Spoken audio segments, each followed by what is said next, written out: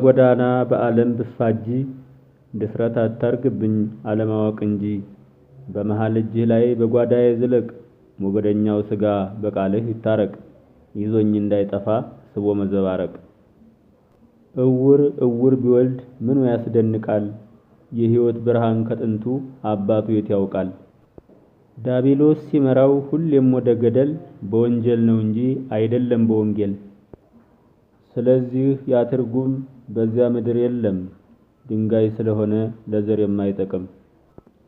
ድፍረት አታርግብኝ አለማወቅ እንጂ አንተ ቸር እግዚአብሔር የሕይወት ወዳጅ። ክፉና ደጎውን በደንብ ስላለየች አወቅሽ ሲሏት መጽሐፍ አጠበች።